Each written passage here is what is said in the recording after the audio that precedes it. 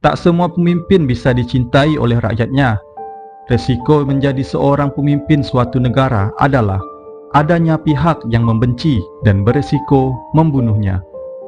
Itu yang juga dialami banyak pemimpin negara di dunia ini, seperti salah satu contoh yang terjadi pada Presiden Amerika yang ke-35, John F. Kennedy, yang tewas ditembak di dalam mobil kepresidenannya.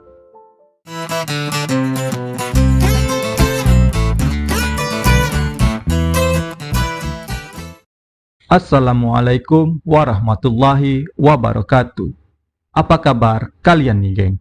Saya Alfian. Di edisi weekend kali ini kita akan membahas tentang 5 presiden yang tewas dibunuh saat masih menjabat. Bagaimanakah pembahasannya, geng? Sebelum kita lanjut, yuk geng, tekan tombol subscribe-nya. Dan bagi kalian yang udah subscribe, saya ucapkan terima kasih. Yuk langsung kita bahas, geng, di Yuk Belajar Bersama edisi weekend. Let's go!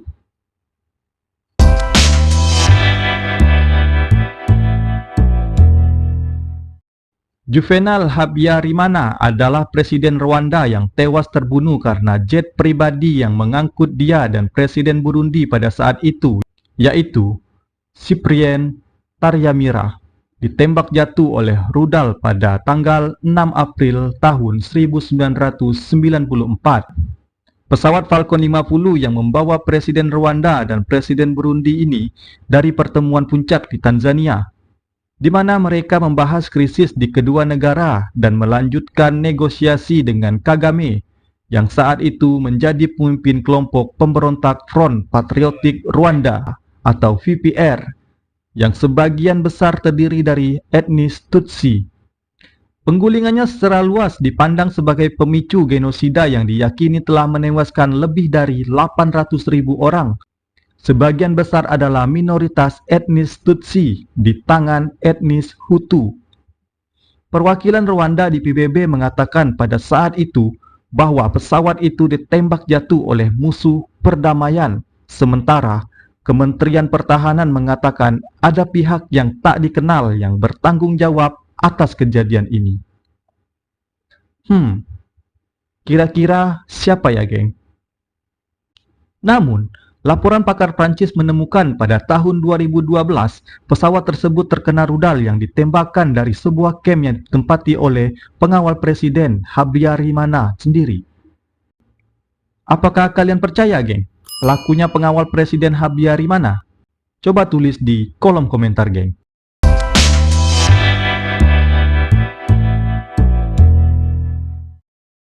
João Bernardo Vieira adalah presiden Guinea-Bissau yang menjabat pada tahun 2005.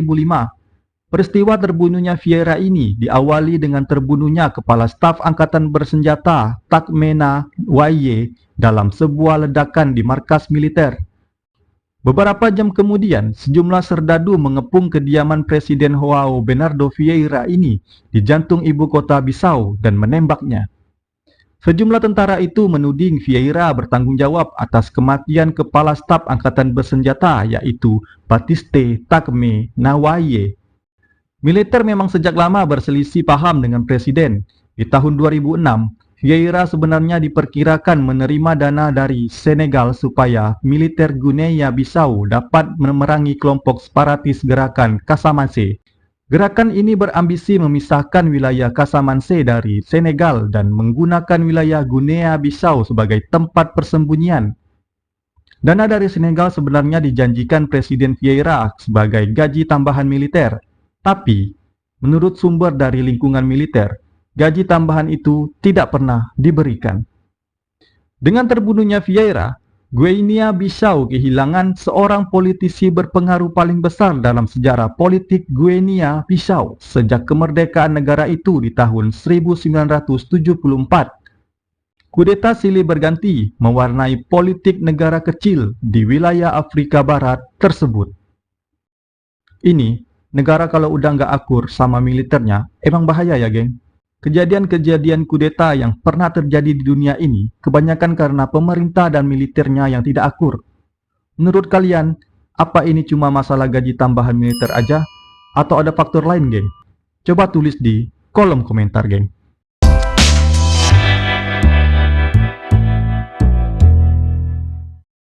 Kali ini, giliran Presiden Haiti yang menjadi korban di tahun 2021 ini, geng. Haiti gempar ketika Presiden Jovenel Moise dilaporkan tewas ditembak kelompok tak dikenal di rumahnya sendiri. Ini mengakhiri kepemimpinannya yang singkat, yang dipenuhi aksi protes sebelumnya. Ketika mengumumkan kematian Moise, Perdana Menteri Haiti, Claude Joseph, meminta warga untuk tenang karena ia akan langsung mengambil alih jabatan. Joseph mengatakan bahwa Moise dibunuh oleh warga asing yang berbahasa Inggris dan Spanyol. Meski belum diketahui identitas pastinya, sejumlah pengamat menganggap pembunuhan ini berkaitan dengan kepemimpinan Moise. Selama ini, kepemimpinan Moise memang kerap diwarnai aksi protes. Sebagian warga tak percaya dengan Moise, terutama karena ia dilantik melalui dekret pada tahun 2018 lalu setelah perselisihan pemilu yang tak kunjung usai. Dilansir Reuters, kebanyakan warga menganggap mandat kepemimpinan Moise tidak sah. Moise pun kerap mengalami guncangan dari dalam pemerintahannya sendiri. Haiti sampai-sampai sudah berganti 7 Perdana Menteri sejak tahun 2017. Joseph sendiri seharusnya melepaskan posisinya ini pada pekan itu pada saat tragedi itu terjadi, padahal baru 3 bulan menjabat. Waduh, ya emang jadi presiden itu emang berat ya, geng. Terlebih lagi jika negara yang dipimpinnya itu dalam keadaan kacau. Duh, kusut itu pasti otak presidennya. Kalau kalian gimana, geng? Ada yang mau jadi presiden atau malah menjadi pengkritik presiden saja? Coba tulis di kolom komentar, geng.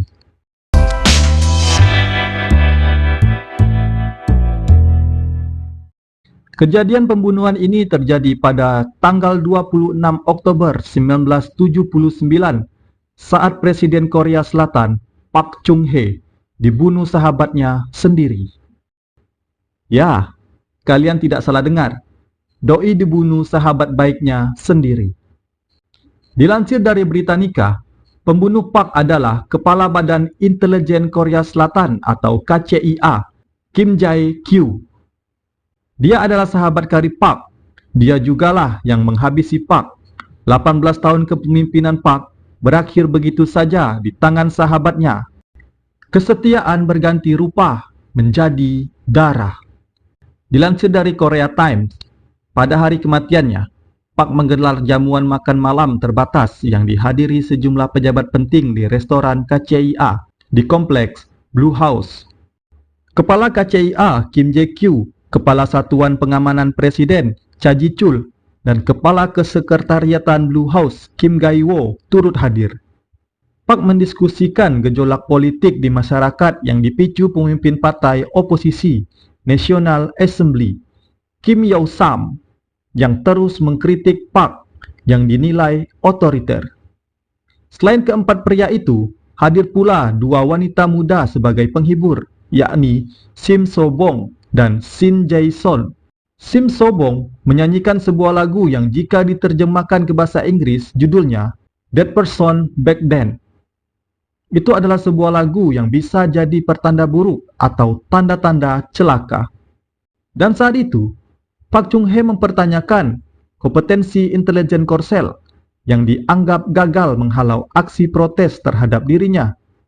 Kim, kepala KCIA, membela diri. Dia mengatakan bahwa aksi protes pada waktu itu murni gerakan rakyat. Cha Ji-chul menolak alasan itu dan mendukung pernyataan Park. Park tidak terima dengan laporan itu. Dia menyebut jika situasi semakin memburuk, aparat keamanan diperintahkan menembak demonstran. Kim terbakar amarah. Dia kemudian berdiri dan keluar dari ruangan perjamuan. Di luar ruangan, Kim memerintahkan pengawalnya menembak pengawal Park jika mereka mendengar bunyi tembakan dari dalam ruangan. Kim lantas kembali ke dalam ruangan perjamuan, sembari menyelipkan pistol di ikat pinggangnya dan duduk kembali di kursinya. Tak lama kemudian, dia berdiri dan menodongkan pistol ke arah Cha dan berteriak kepada Park, Bagaimana mungkin kau memilih cacing menyedihkan ini sebagai penasehatmu? Teriak Kim sambil menembakkan pistolnya ke tangan Cha. Setelah itu, Kim menembak Park tepat di dadanya. Cha lantas menyelamatkan diri ke kamar mandi. Tapi di sini, Cha dan Park tewas juga. Walaupun Kim sempat kehabisan peluru, tapi dia mengambil pistol pengawalnya untuk menghabisi Park dan Cha. Gila, hanya karena sakit hati sama presiden yang padahal sahabat baiknya loh.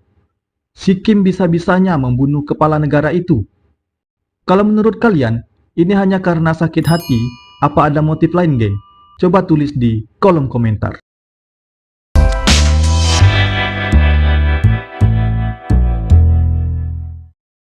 Pada tanggal 29 Juni 1992, Presiden Aljazair saat itu, Mohamed Boudiaf, memberikan pidato di depan ratusan orang di Annaba. Tak lama, terdengar suara letusan. Dia yang sedang berbicara dengan mengangkat tangan kirinya itu segera menoleh ke arah sumber suara. Sesaat kemudian, seseorang memberondongkan senjata. Panik pun terjadi. Orang-orang segera tiarap ke bawah jok kursi kulit yang mereka duduki sebelumnya. Asap memenuhi ruangan. Tak lama kemudian, sang presiden ditemukan terkapar. Pemimpin berusia 73 tahun itu tertembak di bagian punggung dan kepala. Insiden tersebut terjadi dalam kunjungan resmi pertamanya keluar ibu kota sejak ia diangkat sebagai kepala pemerintahan pada tanggal 16 Januari 1992. Seperti dikutip dari New York Times, pelaku pembunuhan yang mengenakan seragam militer dan dipersenjatai dengan senapan otomatis ini, ia ditembak mati para pengawal presiden dalam baku tembak yang terjadi pasca insiden. Sebanyak 41 orang dilaporkan terluka.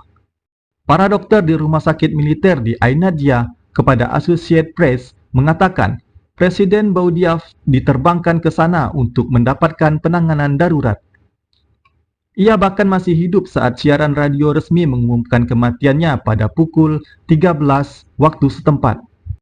Mohamed Boudiaf sejatinya baru dinyatakan meninggal dunia 3 jam setelahnya. Pemerintah tak menuduh kelompok manapun sebagai pihak yang bertanggung jawab.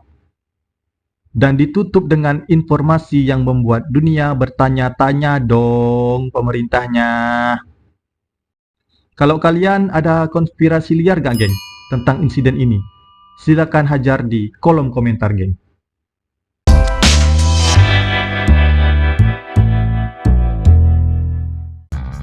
Oke lah, geng. Sekian dulu video kali ini. Semoga video ini bermanfaat dan menambah wawasan kalian. Jangan lupa untuk like, komen, dan subscribe-nya, geng. Kalau ada salah-salah kata, salah-salah data, dan salah-salah yang lainnya, saya mohon maaf, geng. Saya Alfian. Tetap tonton video saya yang lainnya di Yuk Belajar Bersama edisi weekend. Bye!